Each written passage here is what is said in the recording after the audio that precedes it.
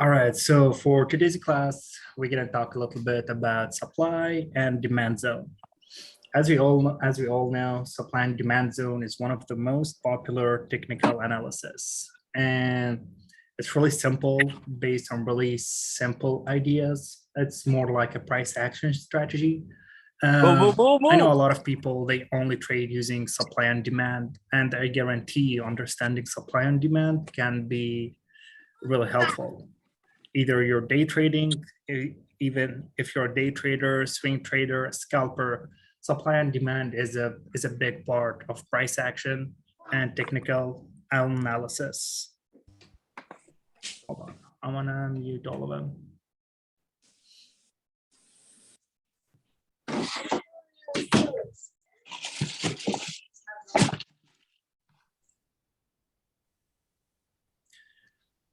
All right. So supply and demand. Supply zone. Supply zone, it's indicate that in this zone, there is a lot of sellers or the highest interest of sellers. Demand zone, it's a zone where it has the highest interest of buyers. How to understand supply and demand? The green one gonna react as a supply zone. The red one gonna act as a demand zone. You'll see the price action going up and down, up and down. Then once we hit the supply zone, which has the highest interest of sellers, you want to see a rejection and the price action. This rejection, when you see it on multi times in the same area, this is when you know this is a supply zone. The demand zone gonna be the exact opposite. You'll see the price ranging, then you'll hit this zone and you'll see an aggressive bounce. This right here indicate that in this area, there is the highest interest of buyers. Supply and demand you can apply it on any time zone you want. You can do it on the daily chart, 4-hour chart, hourly chart, 15 minutes, 5 minutes, or even on the 1 minute. The bigger time frame, the more accurate and the bigger the bounce or the rejection is. We're gonna take an example of Tesla. How do you find supply and demand zone? We're not gonna go back. We're gonna do something recent. As you'll see right here,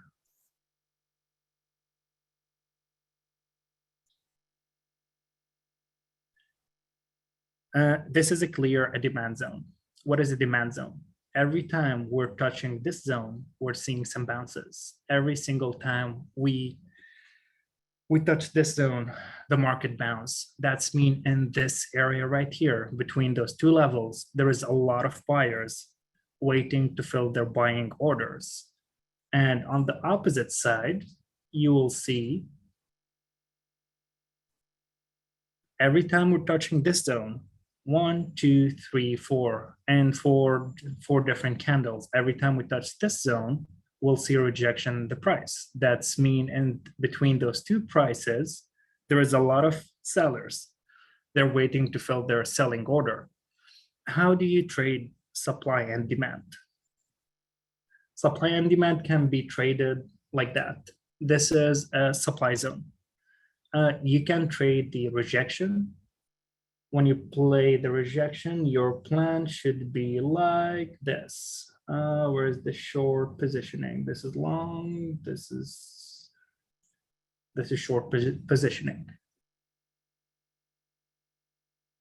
You want to see how's the price action looking like near the supply zone. Once we touch the supply zone, let's say, and this candle right here, you'll see like an uptrend.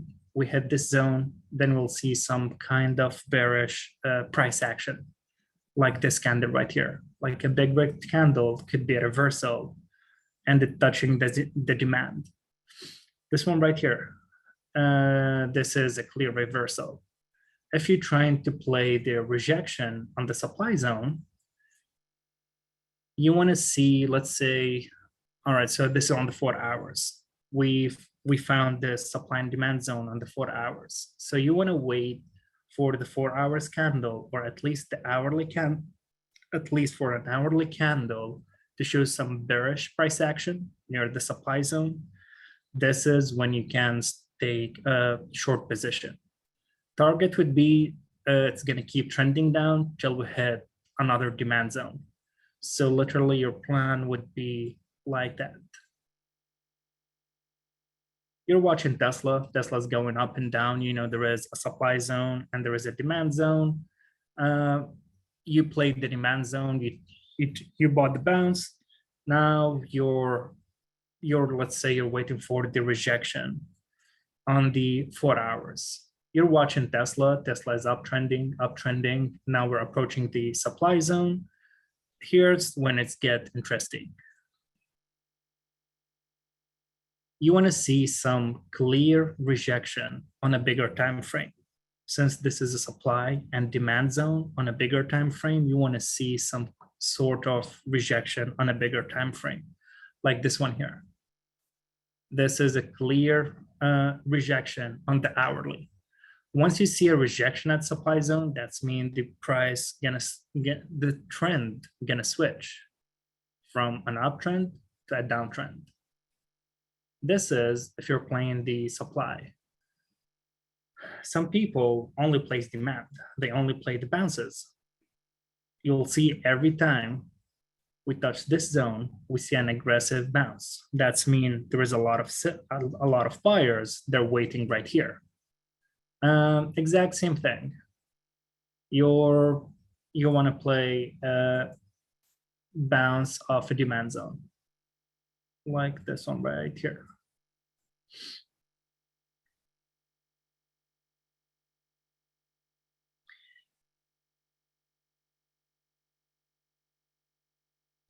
Yeah, so right now we're talking about rejection or bounce.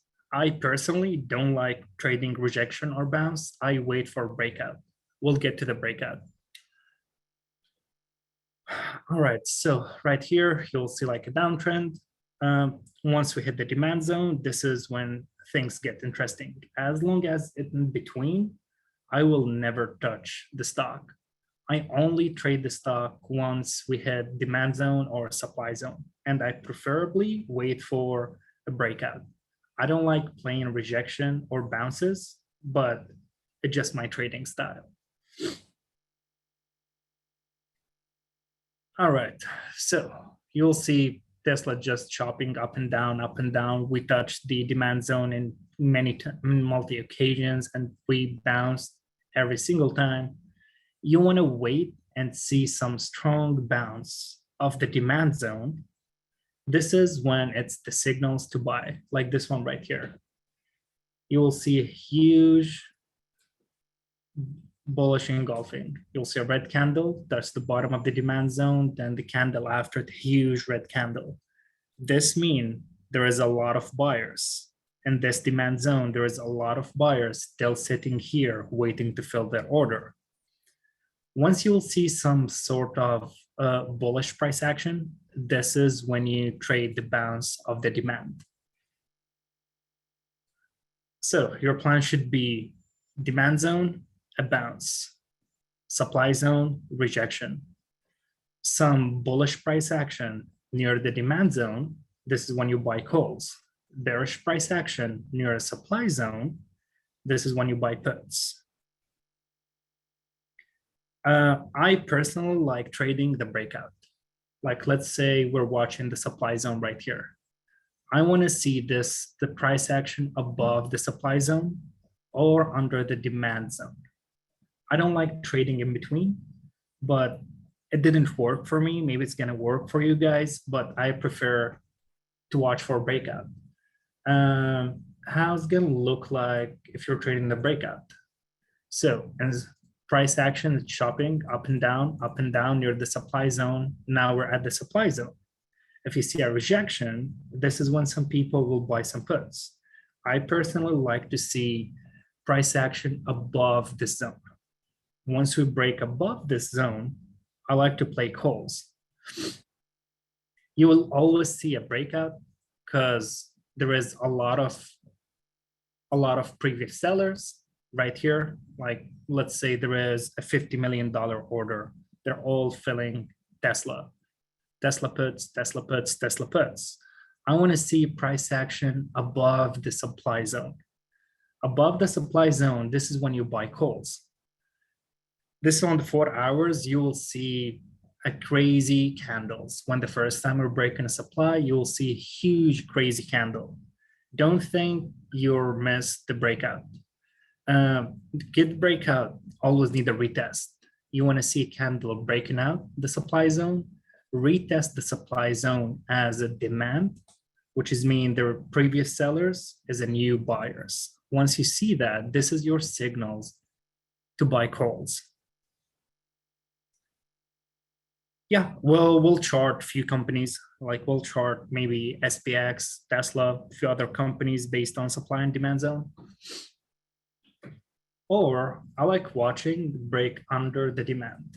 You will see chop, chop, chop. Once you break below the demand, this is when it gets interesting, like today on Tesla.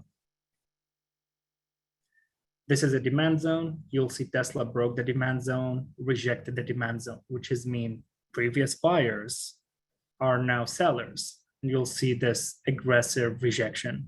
You always want to wait for retest. Let's go to, I think, AMD. AMD was a beautiful example on a weekly support and resistance.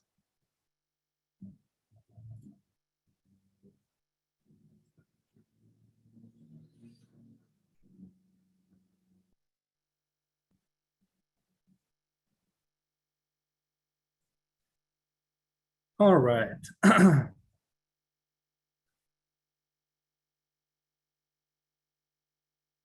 This is a clear supply zone. Every time, let's go on the daily, maybe it's more clear.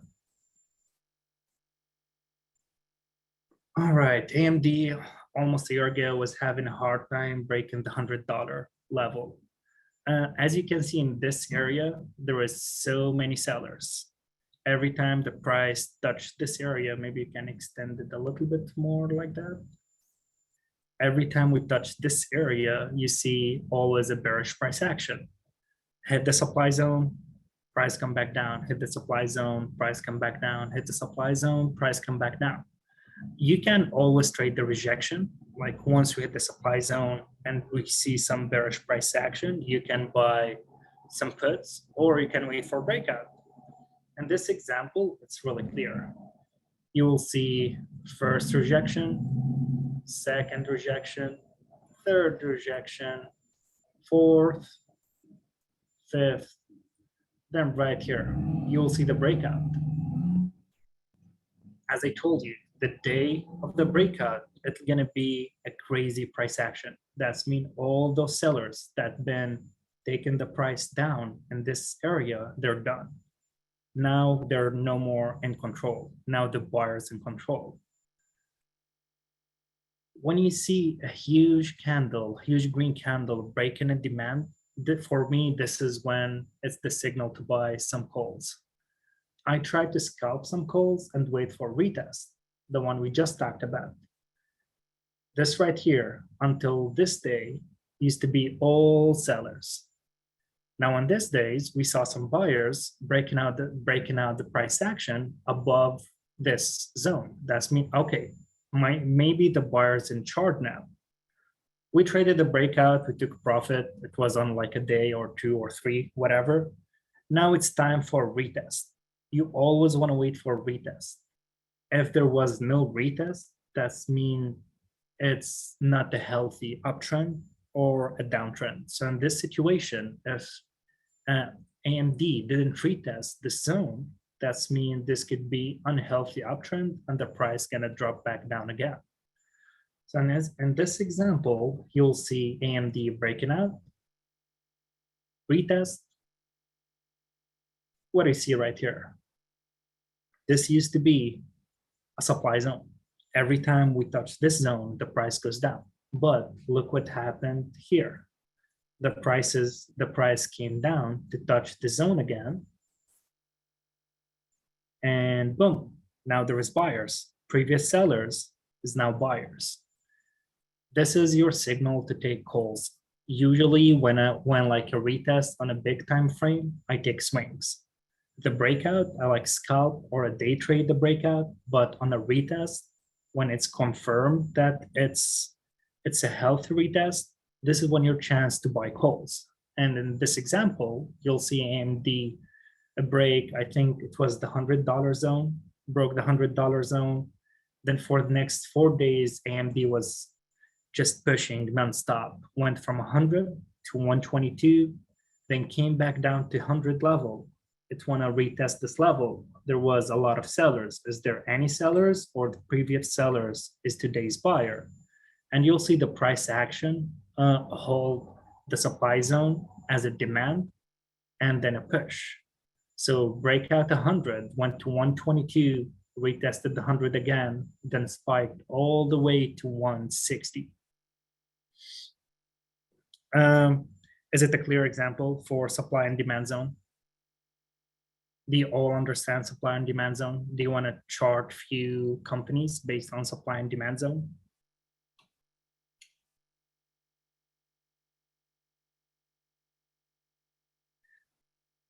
All right, there is a question here. Yeah, you should chart SPY, bro. Yes, the more time that this zone get tested, the weaker it gets. And it's this example right here. You will see the first time we touched the supply zone, the rejection was like no other. Then the second time, it's weaker, weaker, weaker. Now we'll see some chop around this zone.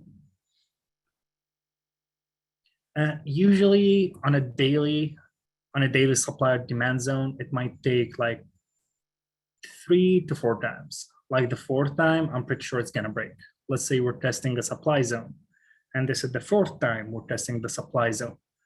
I believe now this is the time that's gonna break the supply zone and keep pushing, keep uptrending. Or if we're testing the demand zone, I'm gonna say the fourth time, it's the time where it's gonna break.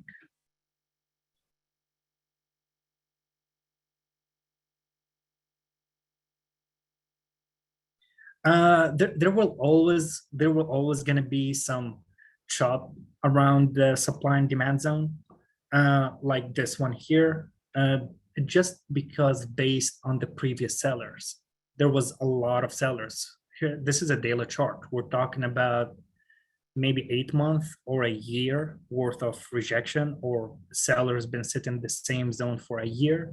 So usually you'll see some chop before you see clear breakout.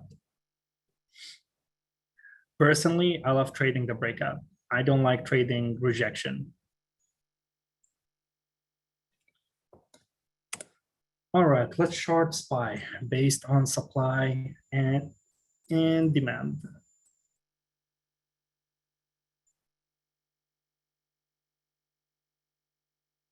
First, I like to go on a bigger time frame. Also, man, how supply and demand you can use with confluence as well. We're talking about, let me go back to AMD. Well, AMD held this supply zone as a demand zone very well. Like you can extend the same zone until today's price action, and you will see a lot of chop near this zone. So it was a clear supply zone, acted as a demand zone, demand zone, demand zone. Once we break this demand zone, you always see some sort of rejection. It's gonna go back to test the previous demand, which is gonna be right here.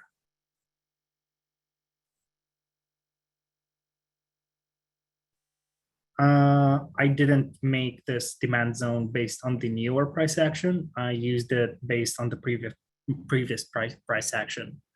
Like you'll see, once we clear the reject, it's gonna keep trending down till we hit the demand zone. Once we hit the demand zone, maybe it's gonna bounce, maybe it's gonna break down. Here in this day, it was a clear some bullish price action on the weekly chart. Then once we confirm the bounce, it's gonna keep pushing till we hit the next supply zone, which is this big supply zone right here. Based on today's price action, it's still respecting the same area. So I believe since AMD failed to hold the previous supply as a demand, rejected right here, then rejected right here, I believe there is a potential that AMD gonna keep trending down till we hit the next demand. Next demand gonna be around 72. That doesn't mean it's always gonna have to go to the next demand zone, but there is a big chance it's gonna go back and retest the demand zone. I don't know if I answered your question.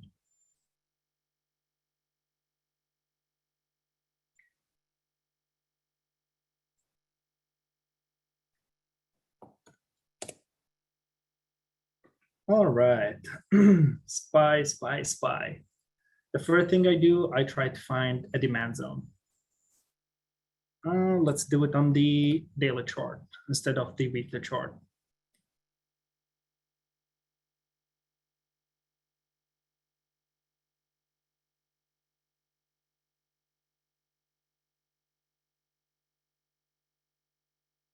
This is a demand zone.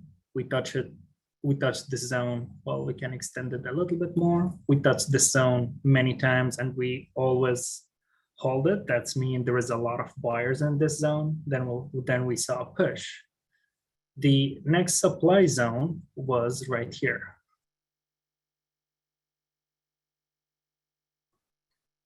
As we all could see 2 weeks ago when the market reclaimed the 4,200, it was a huge demand zone.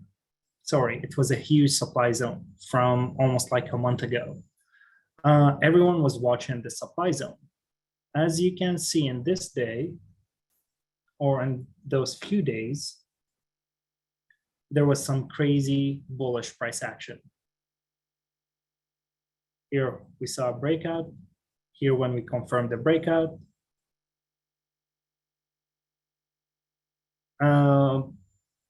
breakout followed by an uptrend. Now it's time for a retest. What do we see in this example? We retested this zone. What do you want to see when we're retesting this zone? That the previous supply, you want to see it as a now demand. In this scenario, it didn't hold as a demand. You'll see it was a supply, a breakout of the supply, retest, failed to hold as a demand. And for the next few days, we're just chopped. We were tested one last time. We failed to break out and boom, this is the rejection. I can say that SPY possible to retest this zone right here.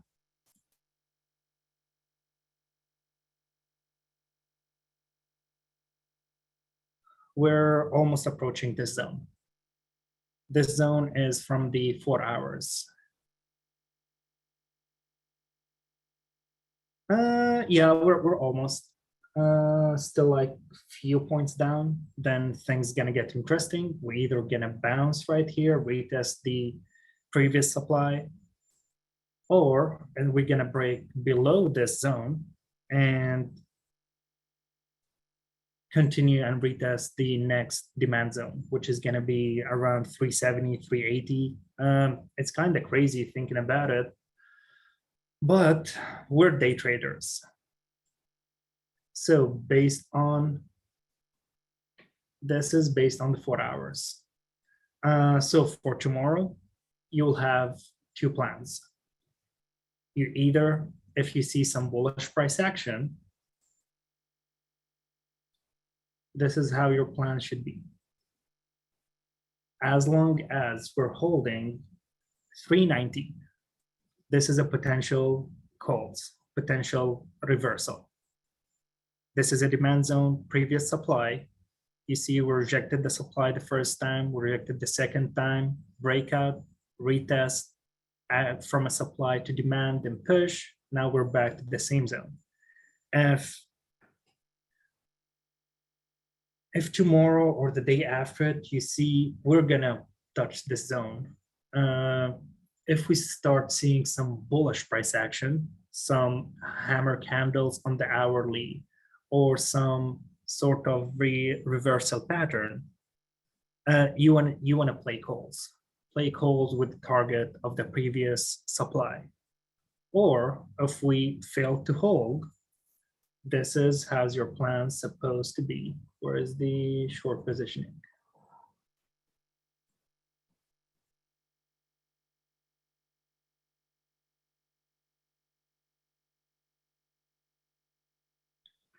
This is the two possible scenario. We rejected the supply. We're going to go back and retest the demand. What's going to happen at the demand zone? No one knows. You want to wait for confirmation. If you see some bullish price action around the 390, 392 area, like you see some big green candles or some, let's say, head and shoulders or inverted head and shoulder, this is your chance to buy calls, hoping that we're going to retest the supply. But if we break below the demand, so this is a previous supply retested as a demand, so now it's a demand zone. But if we break under the demand zone, there is a big chance that we're going to go back and retest. I don't want to be really bearish. We can use this area right here.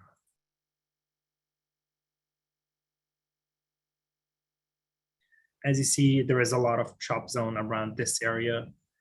Reject, breakout, retest, reject, breakout, retest. I would say if we break below 390, 380 is possible.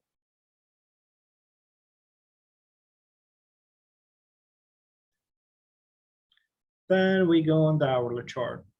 Did we miss any supply or demand zone? Nope, we're good on a supply and demand zone on the hourly chart.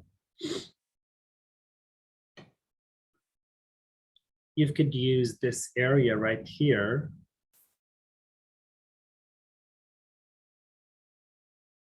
as a demand zone. You'll see the price action held really well. Like we touched this area many times and it was all bounce.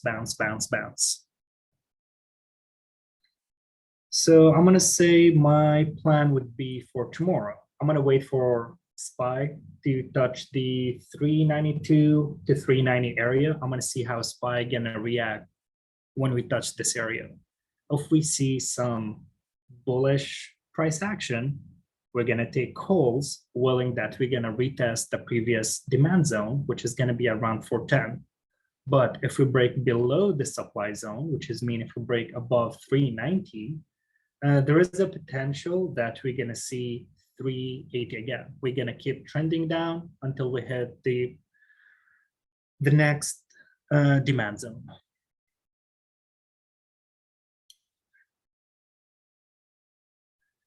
Well, it's depend how you're using Fibonacci. I'm a big fan of Fibonacci.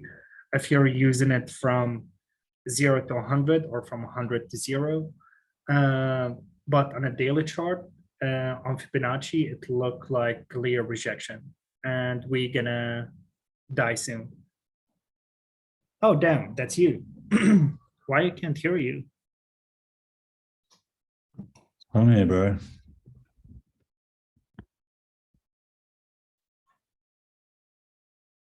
Damn, try to speak.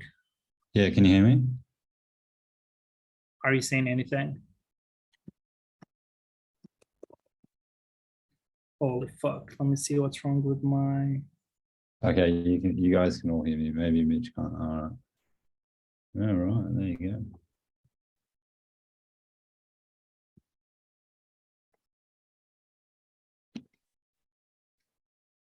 Say something now. Can you hear me? Now I can hear you. I think I was using my AirPod and I think the volume was from the laptop speaker instead of my AirPod. Yeah, right. Nice. You guys are in for a treat. You absolutely. I love supply and demand zones, bro, and you are fucking on point. Yeah, so for tomorrow, we all should be watching the 392 to the 390 area. Supply and demand can be a powerful tool. Everyone uses professional, beginners, everyone uses supply and demand. You don't want to confuse yourself with so many supply and demand zones. like forget about the 5 minutes demand zone, unless you're day trading. Forget about the 1 minute supply and demand zone. You want to focus on a bigger time frame. Bigger time frames, that's mean a bigger bounce or a bigger rejection or a bigger breakout. So for tomorrow, this is going to be our plan. We're going to wait for the 390, see how the price action gonna be around here, then we're going to make a decision.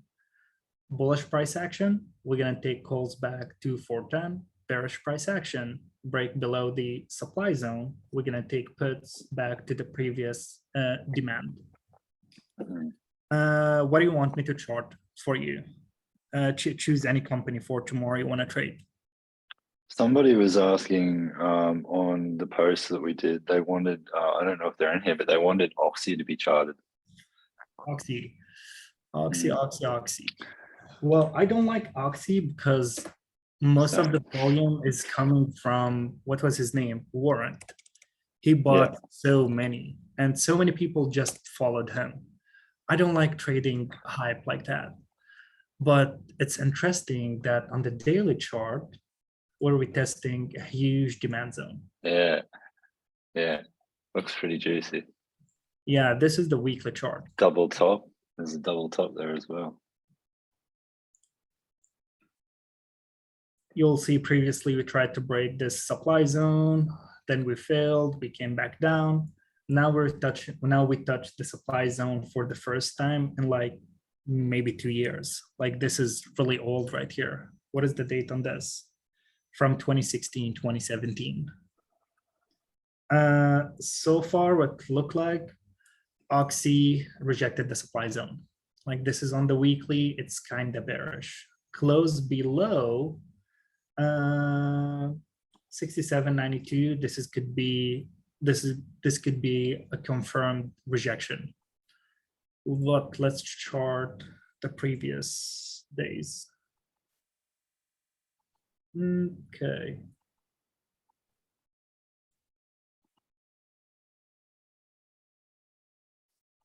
Well, based on today's price action, let's take this one off. Let's go on the 4 hours.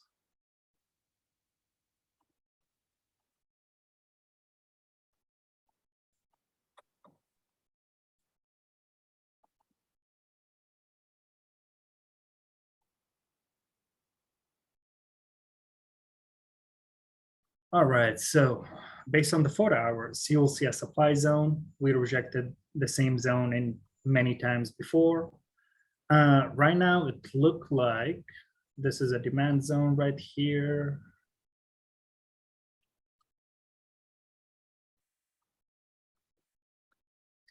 Well, in this scenario, it's still not clear, but I believe this is the breakout. This is the retest. If we can hold and see some bullish price action, maybe we can take calls on Oxy back to testing all-time high. I think the all-time high was around 82. But right here, this is the breakout, this is the retest. I'm not really seeing a bullish price action. I'm not really seeing a strong bullish price action. You'll see a bounce, then come back down. But let's see, what do we have zones? We have one right here.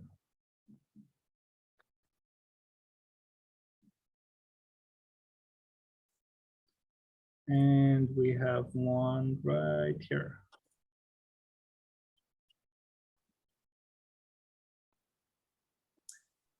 So I would say scenario number one, previous demand zone, previous supply zone is a now demand zone. If we saw some bullish price action, I would take long with the stop loss below this demand zone with a target, let's say this small demand zone, this small supply zone here. I would say if Oxy held 70.50, we can take calls back to 75.80s area. And if Oxy failed to hold this level, I believe it's going to keep going down and test the previous demand. which is mean it's possible for Oxy to retest 6620. This is what you should be watching for now on Oxy. We can watch the 70 level. If we hold the 70 will, we can take calls back to the previous supply, or if we fail to hold the 70, we can take puts retesting the previous demand, which is going to be around 66.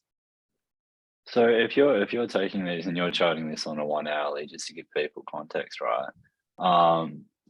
What sort of expiration are you looking at on that contract? Do you know what I mean? Are you looking to buy weekly and just capitalize on the small bounce that happens? If we saw some bullish price action, I would take like 2 weeks out, because it could be juicy. Like we can retest 75, then the next target would be the all-time high, which is mean around 83. I would take 2 weeks out. To the downside, I'd take a weekly, and I'd be more careful with the downside. The best thing to do is wait for retest. Retest is always the key. You gotta be patient. I trade a lot of smaller futures. Can you chart BAC? For me, it's not really a tradable company, Bank of America. Since COVID hit, Bank of America is still struggling to recover. But, oh, hold on. No, I was just mistaken. All right, let's short Bank of America.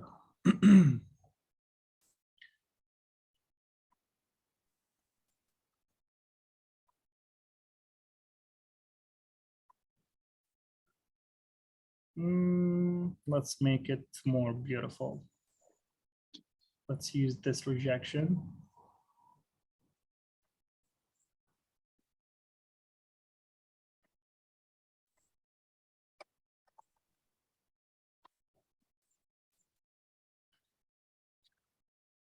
You know what? I'm gonna short it based on the daily. It's not really clear on the weekly.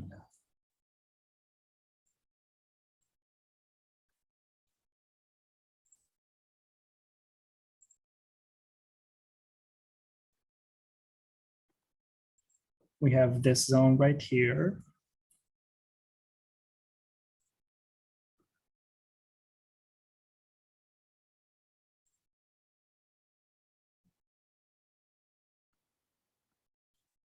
There is this zone right here.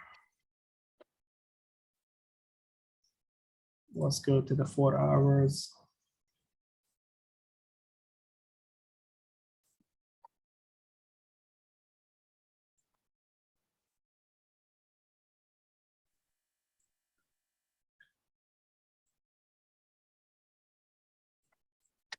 Let's go to the hourly, see if we can identify any supply or demand zone.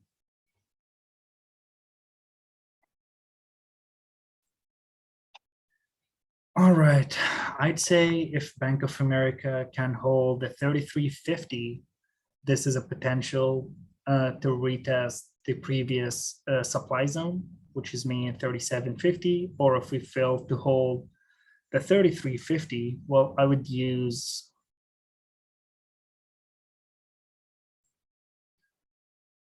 the 33.22. And if we break below 33.22, I'd say it's possible it's gonna retest this demand zone right here. All right, so below 33.20, it's possible to see 31.40.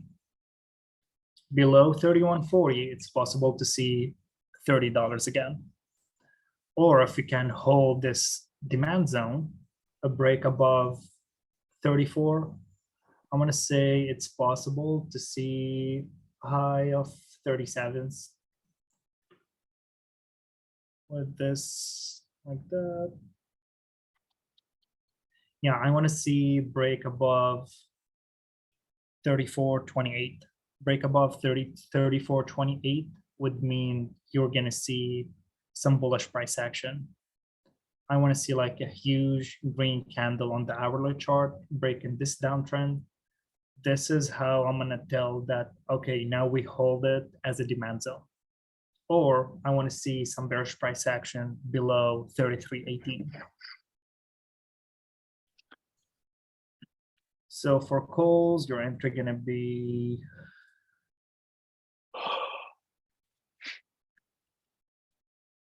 like that.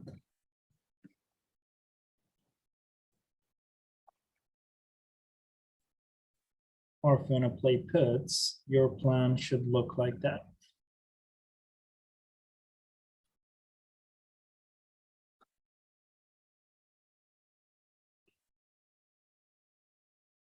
Well, you're gonna have to adjust the stop loss based on the trigger prices.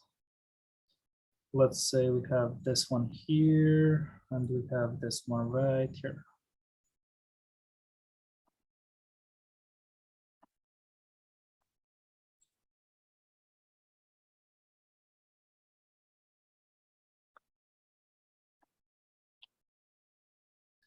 So enter for calls going to be above 34, enter for puts below 33.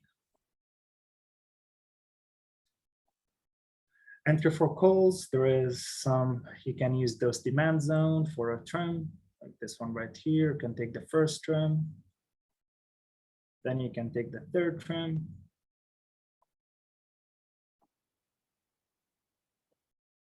Your plan should look like that. Break and hold above 34, you can take calls. Well, we can use this small demand zone too. Usually when I'm charting, I use a different colors. Like this one right here, it's a big one. I use it like a dark green. This one is a small zones. I use like a lighter green. So I know at this zone, I'm gonna use it as a trend level, not an entry or an exit. And to the downside, we can use this one right here, trend level. This is right here.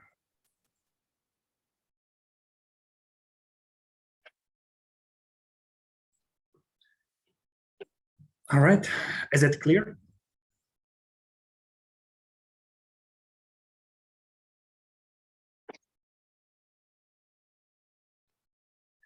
Merdes, is the planning for Bank of America clear for you?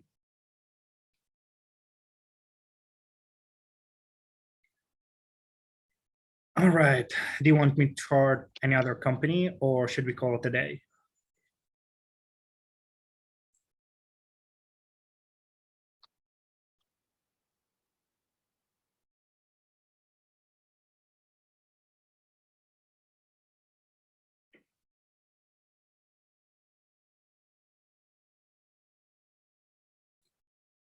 All right, let's do Bitcoin, then let's do crowd real quick.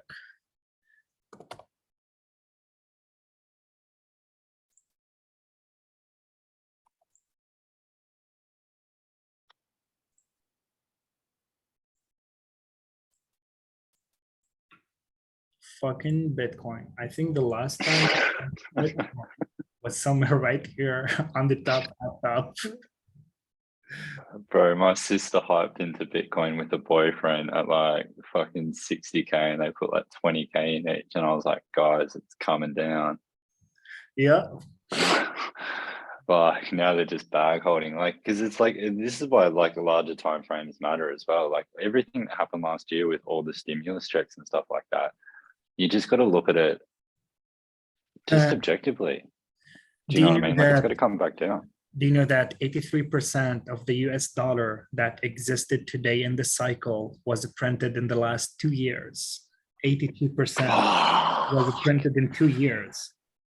I don't understand how people still bullish.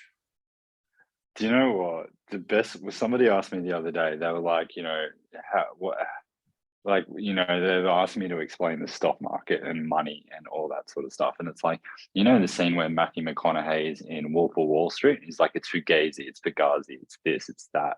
It's exactly what the financial system is. It's a house of cards, bro. I just want to get rich off it. Oh, 100%. Like, it's a house of cards, mate.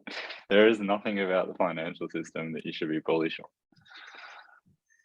Yeah, so the federal during COVID, they printed a lot of US dollar. I think around $22 trillion, including stimulus check, fund for companies, this and that. Now the federal bank is doing the opposite that what he was doing. 2 years ago, he was printing money. Now he want to collect the money back from people, from the market, from the companies, from whoever has this money and burn it down.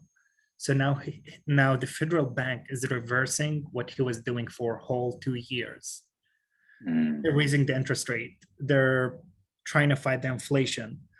I don't think we can go back to 3,800. I think when the S&P 500 had the 4,800, I think there was more than $14 trillion in liquidation in the market.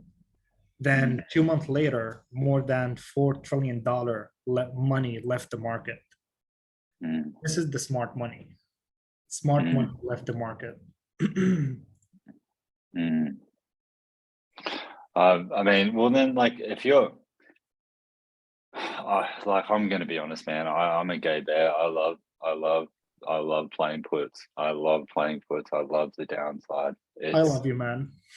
Yeah, I love the downside, man. I like. Me too. Even I get excited for the downside day. I was watching it yesterday. I was watching it all yesterday. I saw it. So there's guys, if you really want a good idea how to be able to, if you're on a small account, you should not be trading SPX by any means necessary. You shouldn't do it. However, yeah, you say goodbye to your portfolio. But SPX, if you type in SPX USD as a ticker, you can actually get after hours SPX price action, as if it was running through a Forex exchange. And I was watching that yesterday and I saw the breakdown. Like, even we posted it on Rippy Global about 2 weeks ago. Everyone didn't understand why SPY rejected that level so harshly. And it was like, there was so many levels of confluence, man. We're still in a downtrend. We're still in a bear market. Like, definitely. I love it, bro. I love the bear market. 100%. So good. I took some big L back in March, April, end of February, because I was still the bull that I've been. So since COVID hit till February of this year, all I'm playing is calls and calls and calls and calls. Then when the market flipped and the Russian news came out, this is when I become a bear. And I think I made more money in those 3 months than the whole last year. I love it, dude. It's the best thing in the world, isn't it? Like, yeah, it's like it's absolutely crazy. Like, at yesterday, right? And I'm so annoyed. I got chopped around a bit during the middle of the day, and I was like, you know what? Fuck it. I'll swing Nvidia and Tesla puts, right? And they both wicked my stop loss. And I woke up this morning and checked them, and I was like, you've got to be kidding me. Nvidia tanked. It fucking tanked. And I had like 10 contracts, man. And I got wicked out. So what I'm seeing on Bitcoin, I want to say probably this is the last strong demand zone before we hit the 10,000 area again. So if we fail to hold the 19,000 again, I would short Bitcoin till we hit 12,000. Like, my first target would be 12,000, then a 10,000.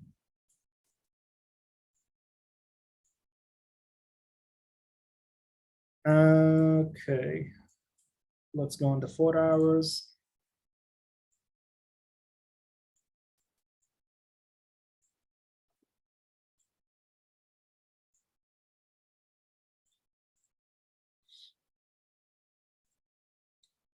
And I'd use this one trim to the upside. All right, so to the downside, I would want to say Bitcoin breaking under 18,000. If Bitcoin can break the 18,000, I'm comfortable to short Bitcoin to the 12,000 as a first target. Or if Bitcoin want to bounce, you want to see some really bullish price action.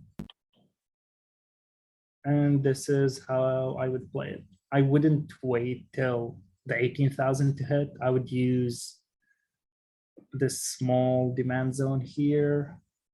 I would use, well, yeah, I would still use the 18,000 as my stop loss with the target of the previous supply, which is mean 24,000. Above 24,000, it's possible to see 28,000.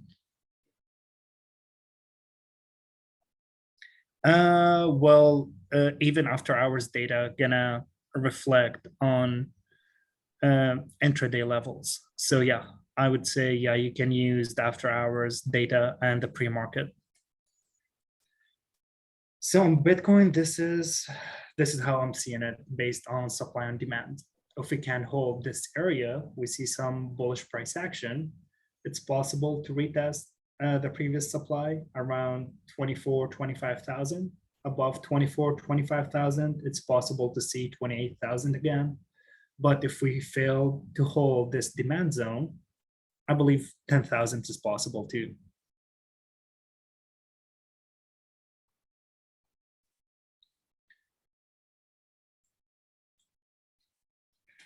All right, is supply and demand zone clear?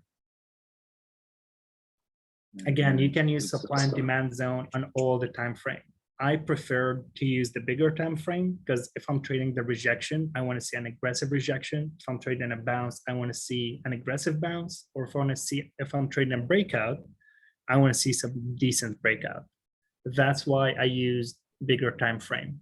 But again, you can use supply and demand zone based on a daily chart on the 5 minutes intraday.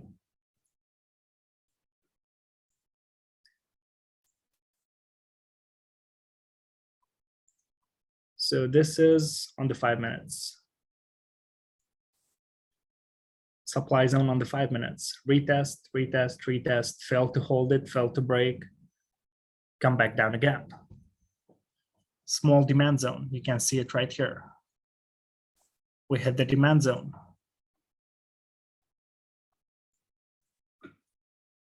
Demand zone, bounce, supply, we keep uptrending till we hit the supply zone, reject, we tested the demand zone again, bounce back again, hit the supply, now we're coming back again. Now it's possible to retest the small demand right here. All right, if you have any question, you can reach out to me on Discord.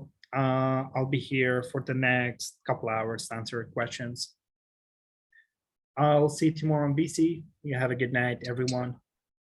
Well done. Well done.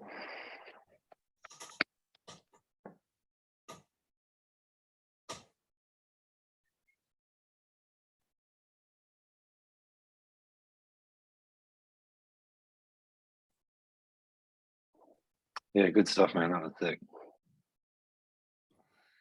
Damn, I don't know how to stop the recording.